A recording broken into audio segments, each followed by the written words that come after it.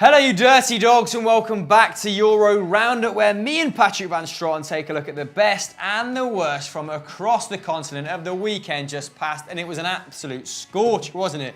We have Barca in the winners and Real in the losers, but we start with a nice result for Nice, don't we, Patrick? Why are they in our winners? Well, at Aaron Casey brings us this one, and Nice ended Monaco's winning start to the season with a 4-0 smashing. Now that's exactly the same result as in this game last season. For some reason, Monaco do not like heading along the coast to Nice. And just like last year, Mario Balotelli got a brace, Alassane Player scored as well, but the fourth this time came from young 18-year-old Nice trainee Ignatius Ganago, who scored on his competitive debut.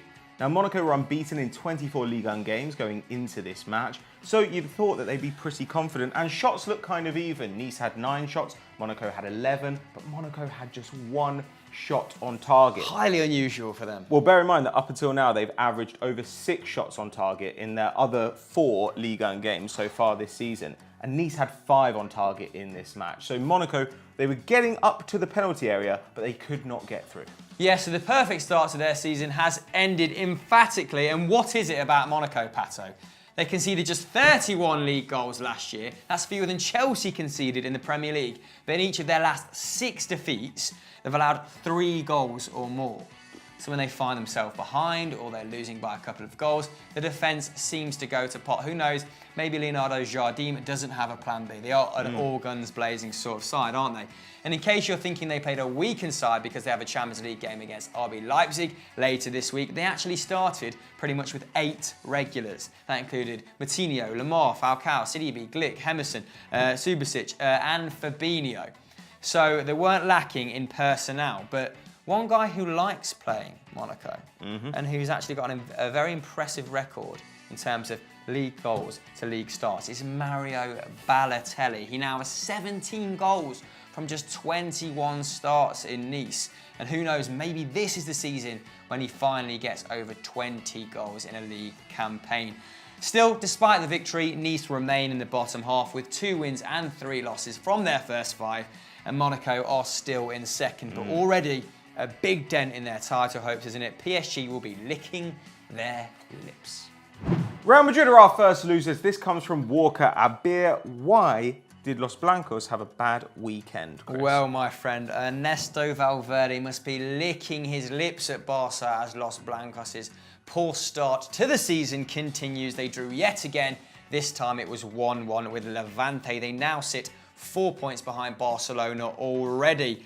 And this is the first time they've actually failed to win either of their first 2 home games since 1995. That season, Pato, they finished 6th.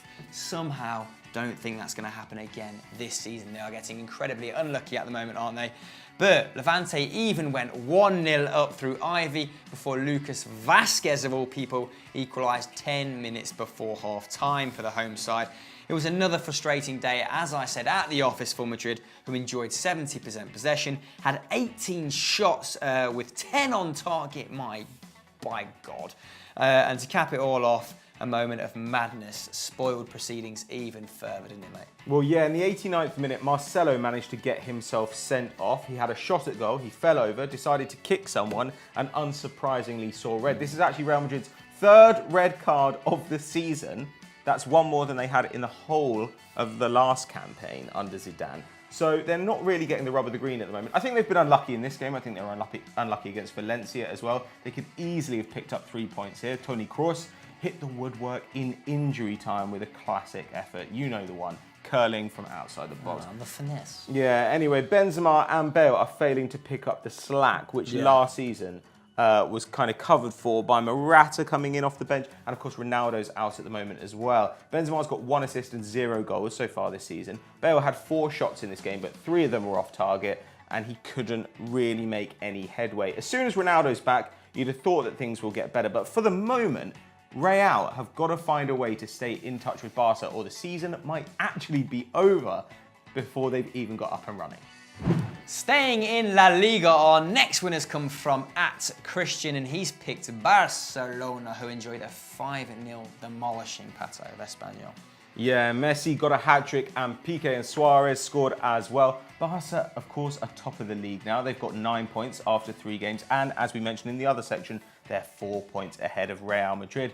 They've scored 9 goals this season. Not a huge number, but they are yet to concede. They've only allowed 3 shots on target in the league so far, in 3 games. Absolutely unbelievable stuff. Rakitic and Jordi Alba were at the races in this game. They got 2 assists each, while Ousmane Dembele came on, played 23 minutes, completed 7 passes. 1 of them was an assist for Luis Suarez's goal. And I honestly recommend that you go and check it out because it's an absolutely sensational first-time pass and a first-time finish. It's filthy, isn't it? He somehow manages to guide it in with his standing foot. Just letting the pace of the ball hit his foot, doesn't he? Absolutely expertly done, as Pato said. Go and check that out. Now, just leave this. We'll just carry on. Anyway, yeah, Messi's hat-trick was the 42nd of his career and his 38th for Barca. He also created 4 chances on the night, benefiting from playing in that new look 4-4-2 with Luis Suarez up top.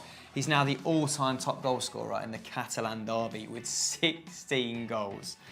The fact that anyone comes close to him is astounding, but yeah. The Blaugrana have been extremely reliant on the Argentinians so far this season. He's definitely shouldering a lot of that goal-scoring burden. He has 5 of their 9 La Liga goals and has taken 28 of their 58 shots. Now, these are vintage stats. That means he's taken more shots than 7 La Liga teams.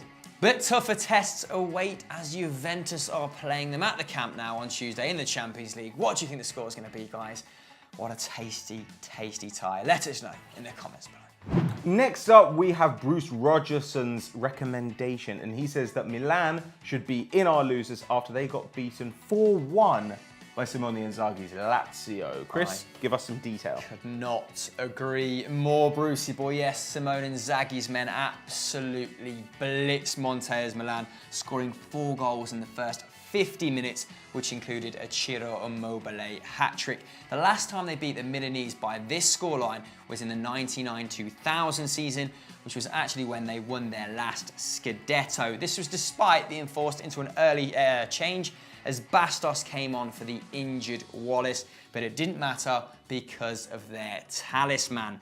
Immobile now has 17 league goals in 2017. Only Dries Mertens has more than him on 18, and the Italian in this game alone, had 7 shots on the night and also clocked up an assist, laying Luis Alberto expertly on for the 4th as they sprung a counter-attack. Pato, this one bucked the trend, didn't it? Yeah, Lazio actually hadn't beaten Milan in 9 matches. And Milan started pretty brightly. They had 3 chances in the opening quarter of an hour, and they actually eventually outshot the hosts 18-12. Though that's partially, of course, because they were chasing the game for so long. Lazio actually had more efforts on target. And Immobile's second goal, which is a lovely volley, is definitely worth a look. Add that to your playlist, as well as Suarez's goal. Now, they played some really good counter-attacking stuff, and moreover, they were really a physical force that Milan couldn't cope with. Lazio won 80% of their aerial duels. They completed 22 tackles, while Milan completed 14.